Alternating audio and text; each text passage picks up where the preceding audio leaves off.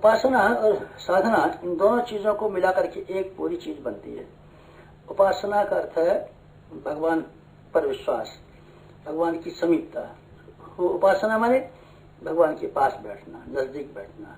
इससे क्या मतलब हुआ? इससे ये मतलब हुआ कि उसकी विशेषताएं हम अपने जीवन में धारण करें। जैसे आग के पास हम बैठते हैं तो आग की गर्मी से हमारे कपड़े गर्म हो जाते हैं, हाथ गर्म हो जाते हैं, शरीर गर्म हो जाते हैं। यही लाभ होना चाहिए। बर्फ के पास हम बैठते हैं, ठंडक में हम बैठते हैं तो हाथ ठंडे हो जाते हैं, कपड़े ठंडे हो जाते हैं। पानी में बर्फ डाल देते हैं तो पानी ठंडा हो जाता है। ठंडक के नजदीक से हमको ठंडक मिलनी चाहिए, गर्मी की समीपता से गर्मी मिलनी चाहिए। दूसरी चीज, सुगंधी की चीज से सुगंधी मिलनी चाहिए। चंदन के समीप उगे हुए पौधे सुगंधित हो जाते हैं उसकी समीपता की वजह से। यही समीपता वास्तविक है, यही समीपता वास्तविक है। उपासना का अर्थ यह है कि हम भगवान का भजन करें, नाम लें, जप करें, ध्यान करें।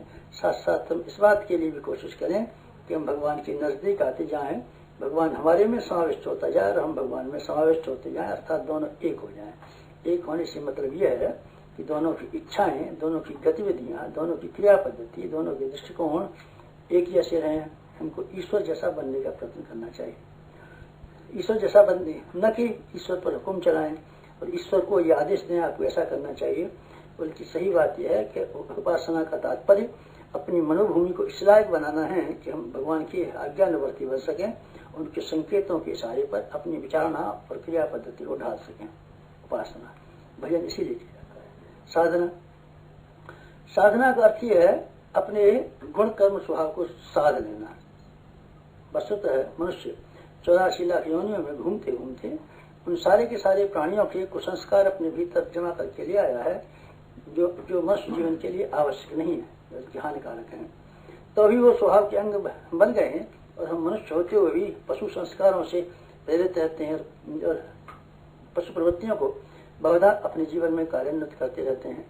इस अनगढ़पन को ठीक कर लेना, सुगढ़पन को अपने भीतर से विकास कर लेना, कुसंस्कारों को जो पिछले योनियों के कारण से हमारे भीतर जमे हुए हैं उनको निरस्त कर देना और इस तरह की स्वभाव अपना बना लेना जिसको हम मानवोचित कह सकें।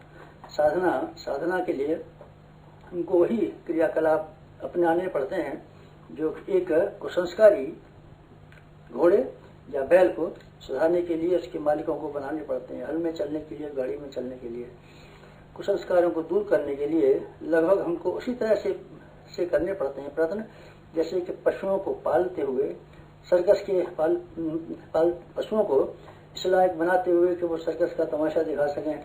जो प्रयत्न करने पड़ते हैं वही प्रयत्न हमको अपनी गुण कर्म स्वभाव के विकास और परिष्कार के लिए करने पड़ते हैं।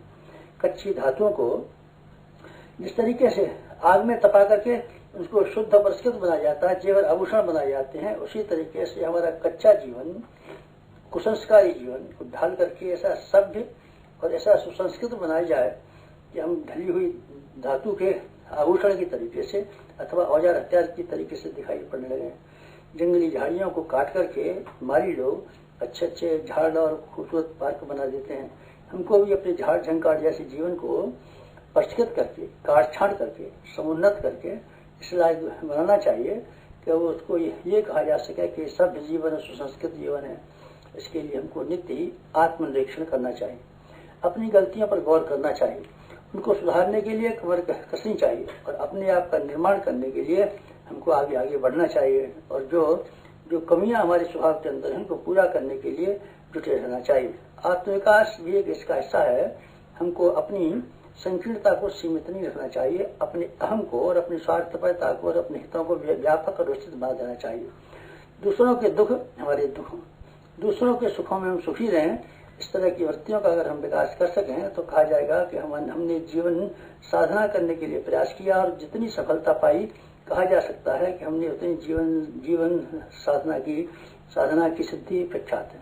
जीवन की साधना की सिद्धि में किसी प्रकार के संदेह की गुंजाइश नहीं है। अन्य किसी बात में तो संदेह की गुंजाइश भी है। देवी देवताओं की उपासना करने पर हमको फल मिले न मिले कह नहीं सकते, लेकिन जीवन की साधना करने का परिणाम निश्चित रूप से भौतिक और आध्यात्मिक दोनों ही जीवनों में लाभ के रूप में देखा जा सकता है।